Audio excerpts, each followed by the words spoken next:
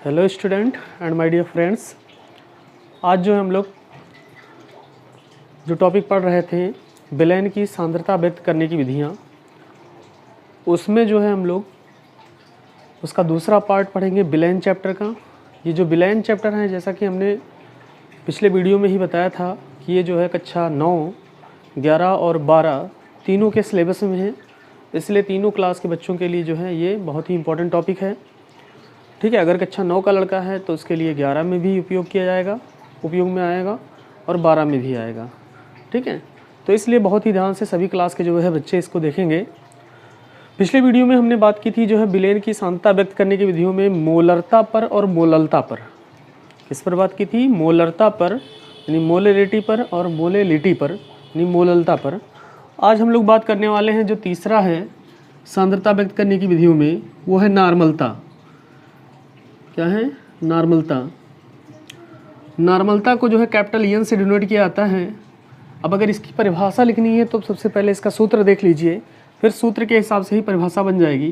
तो नॉर्मलता बराबर होता है विलय के तुल्यांकों की संख्या, विलय के तुल्यांकों की संख्या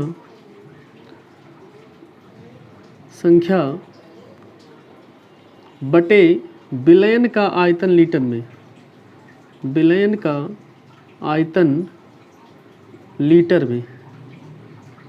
ये फार्मूला होता है नॉर्मलता व्यक्त करने की विधियों में, यानी नॉर्मलता का ये फार्मूला होता है। अब जैसा कि जानते हैं आप लोग, जो विलय के तुल्यांकों की संख्या, जैसे हम लोग विलय के मोलों की संख्या बराबर लिखते थे विलय का भार बटे विलय का अणुभार, बस थोड़ा सा अंतर करेंगे। जहाँ पर तुल्यांकों की संख्या है वहाँ पर लिख सकते हैं हम लोग भार बटे तुल्यांकी भार। तो क्या हो जाएगा, इसकी जगह पर सूत्र में थोड़ा सा मॉडिफिकेशन होगा, थोड़ा सा हम लोग बदलेंगे। जहाँ पर तुल्यांकों की संख्या है वहाँ पर क्या लिख सकते हैं?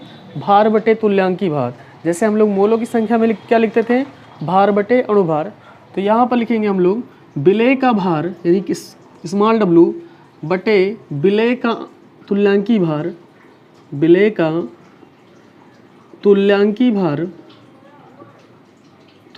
भार को जो है कैपिटल ई से डिनोट किया जाता है बटे विलयन का आयतन लीटर में, यानी आयतन अगर V मान लिया जाए और यदि आयतन जो है लीटर में नहीं दिया है ml में दिया है तो उसको 1000 से भाग कर देंगे। ये सूत्र हम तब लगाएंगे जब आयतन किस में दिया हो?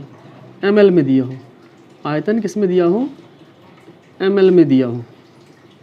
अगर ml में नहीं दिया है, लीटर में दिया है, तो बटे 1000 करने की ज़रूरत नहीं है। तो ये फार्मूला क्या बन जाएगा? n बराबर W गुणे 1000 बटे E इंटू बी। ये आपका फार्मूला बन जाएगा नॉर्मलता निकालने के लिए जब आयतन किस में दिया हुआ हो?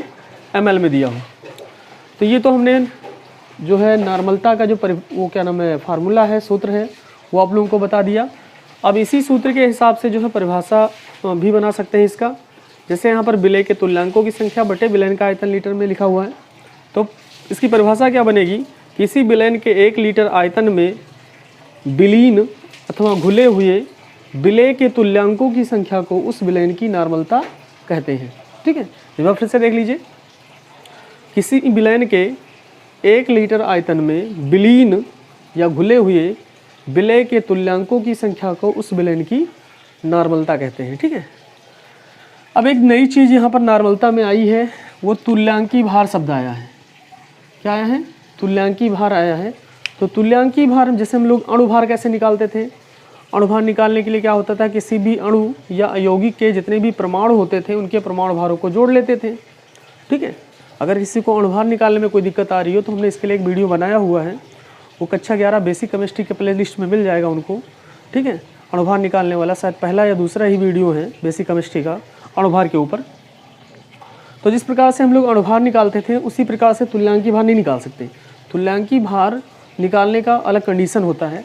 तो ये देखिएगा, इसके लिए हम लोग नीचे लिखेंगे, अगर अम्लों का तुल्यांकी भार निकालना हो, यानी अम्लों का तुल्यांकी भार, अब कोई पदार्थ अम्ल है कि क्षार है इसको आपको देखकर पहचानना होगा। इसके लिए आपको आर्हेनियस का कॉन्सेप्ट पता होगा कि यदि किसी पदार्थ को जल में घोला जाए तो उसमें H+ आयन देता हो तो वो अम्ल है, यानी उसमें हाइड्रोजन आयन उपस्थित होने चाहिए। और अगर उसमें OH आयन है तो जान लीजिए वो क्षार है। तो अम्लों का तुल्यांकी भार बराबर क्या हो जाएगा, तुल्यांकी भार बराबर उस अम्ल का अणुभार, उस अम्ल का अणुभार यानी जिसका हमने तुल्यांकी भार निकालना है, उस अम्ल का अणुभार बटे विस्थापनीय H+ की संख्या, विस्थापनीय H+ की संख्या यानी कितने H+ उसमें से विस्थापित किए जा सकते हैं, H+ की संख्या। ठीक है, ये फार्मूला हो गया अम्लों का तुल्यांकी भार निकालने वाला। जैसे एग्जांपल में मान लीजिए आपसे पूछा जाए H2SO4 का तुल्यांकी भार निकालिए, H2SO4 का तुल्यांकी भार निकालिए। तो H2SO4 का पहले अणुभार निकालें, अणुभार इसका निकालेंगे कितना आएगा, 98 आएगा। ठीक है, और इसका तुल्यांक बटे विस्थापनीय हाइड्रोजन की संख्या। तो विस्थापनीय हाइड्रोजन जो किनारे वाले हाइड्रोजन होते हैं वही विस्थापित होंगे, तो यानी कितना हो जाएगा, बटे 2। ठीक है, बराबर कितना आ जाएगा, 49। ठीक है, ये इस अम्ल का तुल्यांकी भार यानी क्या नाम है, सल्फ्यूरिक एसिड का जो है तुल्यांकी भार हो जाएगा। इसी प्रकार से मान लीजिए एक कोई अम्ल है HCOOH, इसका नाम होता है फार्मिक अम्ल, फार्मिक अम्ल,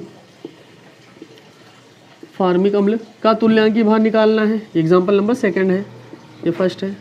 इसका तुल्यांकी भार निकालना है तो पहले इसका अणुभार निकालें। अणुभार निकालने के लिए क्या आता है, परमाणुओं के परमाणु भारों को जोड़ दिया जाता है। तो 2 हाइड्रोजन के परमाणु है, मतलब 2 ये हो गया और 16 दूना 32 ये हो गया, यानी 32 और 2 34 और 12 इसका होता है 34 और 2 36 10 46 बटे विस्थापनीय हाइड्रोजन। अब देखिए यहाँ पर दोनों तरफ किनारे के एक हाइड्रोजन उपस्थित हैं, लेकिन दोनों किनारे से हाइड्रोजन विस्थापित नहीं होगा, एक ही किनारे से कोई विस्थापित होगा। तो यहाँ से एक हाइड्रोजन निकल सकता है, तो बटे 1 बराबर जो है इसका तुल्यांकी भार कितना आएगा, 46 ही आएगा। ठीक है, एक बार अणुभार चेक कर लीजिए, 2 हाइड्रोजन है यानी 2 हो जाएगा, और ऑक्सीजन का परमाणु भार होता है 16, तो 16 दूना 32 और 2 34 और 12 46। ठीक है, बटे 1 यानी 46 निकल के आएगा। ठीक है, तो ये हमने अम्लों का तुल्यांकी भार निकाल लिया। अब जो है क्षारों का कैसे निकालते हैं ये देख लीजिए।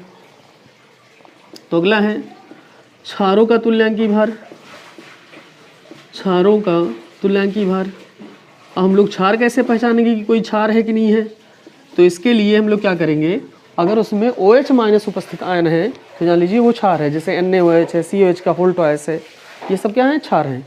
तो हम लोग देखकर आसानी से पहचान सकते हैं कि वो अम्ल है कि क्षार है। तो क्षारों का तुल्यांकी भार बराबर क्षार का अणुभार, यानी जिस क्षार का निकालना है उसका अणुभार बटे विस्थापनीय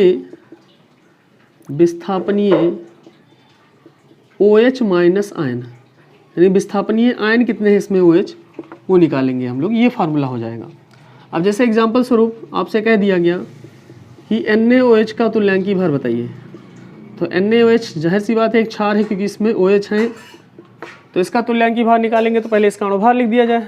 तो Na का कितना होता है परमाणु भार, 23, एक 24 और 16 कितना हो जाएगा, 40, यानी 40 बटे कितने OH है इसमें, एक OH है, तो बटे 1 बराबर 40 ही हो जाएगा इसका तुल्यांकी भार भी, और NaOH का अणुभार भी 40, दोनों 40 ही होगा। अगला एग्जांपल देखिए, दूसरा नंबर दिया है CaOH का होल टॉयस का तुल्यांकी भार निकालिए। इसका तुल्यांकी भार अगर हमें निकालना है तो CaOH का होल टॉयस, Ca का होता है परमाणु भार 40, यानी कैल्शियम का परमाणु भार होता है 40, और यहाँ पर 16 एक 17 दूना 34, यानी 40 और 34 कितना हो जाएगा, 74, 74 बटे 2। ठीक है, यानी कितना हो जाएगा, 37। कितना निकल के आएगा, CaOH का तुल्यांकी भार 37, यहाँ पर 2 OH हैं इसलिए बटे 2 हो जाएगा। अगर 1 OH होता तो बटे 1 हो जाता, 3 OH होता तो बटे 3 हो जाता। तो इस प्रकार से हम लोग जो है अम्ल और क्षार का तुल्यांकी भार निकाल सकते हैं। और चलिए, तो हमारा चौथा है विलयन की सांद्रता व्यक्त करने की विधियों के अंतर्गत, चौथा है द्रव्यमान ऑब्लिक द्रव्यमान, यानी द्रव्यमान बटे द्रव्यमान प्रतिशत के पदों में, यानी इसको हम लोग जो है W/W भी लिखते हैं। इसके लिए फार्मूला क्या होता है, द्रव्यमान बटे द्रव्यमान प्रतिशत बराबर, यानी W/W% बराबर विलेय का द्रव्यमान बटे विलयन का द्रव्यमान ग्राम में गुणे 100। ठीक है, ये फार्मूला होता है। तो इस फार्मूला के हिसाब से अगर परिभाषा बनाना चाहें तो क्या हो जाएगा, यह जो विलयन का द्रव्यमान लिया जाता है परसेंट में, वो 100 ग्राम माना जाता है। तो परिभाषा ये बन जाएगी कि किसी विलयन के 100 ग्राम द्रव्यमान में किसी विलयन के 100 ग्राम द्रव्यमान में विलीन अथवा घुले हुए विलेय के द्रव्यमान को उस विलयन की द्रव्यमान के पदों में सांद्रता कहते हैं। जैसे मान लीजिए अभी किसी सवाल में लिखा हुआ है कि 10% यानी किसी सवाल में लिखा हुआ है 10% द्रव्यमान। क्या लिखा हुआ है? 10% द्रव्यमान।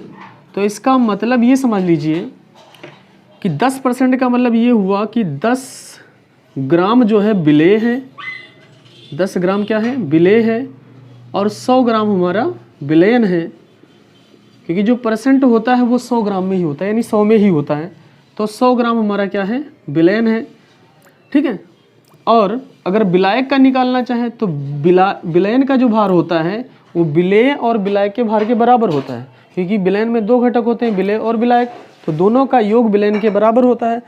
तो अगर विलायक का निकालना चाहें हम यहाँ पर, तो विलायक का जो भार हो जाएगा वो कितना निकल के आएगा? 100 - 10 यानी 90 ग्राम। तो यानी कहीं पर जो है इस तरह के जो है क्या नाम है शब्दों का प्रयोग किया आता है कि 10% द्रव्यमान। तो 10% मतलब प्रतिशत में द्रव्यमान दिया हुआ है, और द्रव्यमान प्रतिशत में जो क्या नाम है विलयन का द्रव्यमान होता है वो कितना लेते हैं हम लोग? 100 ग्राम लेते हैं। यानी किसी विलयन के 100 ग्राम द्रव्यमान में विलेय का कितना द्रव्यमान घुला हुआ है उसी को हम लोग जो है द्रव्यमान प्रतिशत में सांद्रता कहते हैं, ठीक है। तो जैसे 10% द्रव्यमान कहा गया तो इसका मतलब 10 ग्राम हमारा विलेय है, 100 ग्राम हमारा विलयन है, और विलायक का अगर भार निकालना चाहें तो 100 में से 10 को घटा दें, हमारा 90 ग्राम विलायक हो जाएगा, ठीक है। चलिए अगला क्वेश्चन है, अगला जो हमारा विधि है सांद्रता व्यक्त करने की वो 5वां नंबर है, द्रव्यमान बटे आयतन प्रतिशत के पदों में। यानी इसको हम लोग लिख सकते हैं W/V, जहाँ पर W क्या है? द्रव्यमान बताता है, और V क्या है? आयतन बताता है। तो इसके लिए फार्मूला क्या हो जाएगा? विलेय का द्रव्यमान बटे विलयन का आयतन ml में गुणे 100। तो फार्मूला क्या हो जाएगा? ये फार्मूला हो गया, और फार्मूला के हिसाब से हमारा सूत्र क्या बन जाएगा कि किसी विलयन के 100 ml में जो यहाँ आयतन लिया जाएगा वो 100 ml लिया जाएगा। तो किसी विलयन के 100 ml आयतन में घुले हुए विलेय का द्रव्यमान उस विलयन का द्रव्यमान आयतन प्रतिशत में सांद्रता कहलाता है, ठीक है। तो यहाँ पर जो हम विलयन का आयतन लेंगे वो कितना लेंगे? 100 ml लेंगे, ठीक है।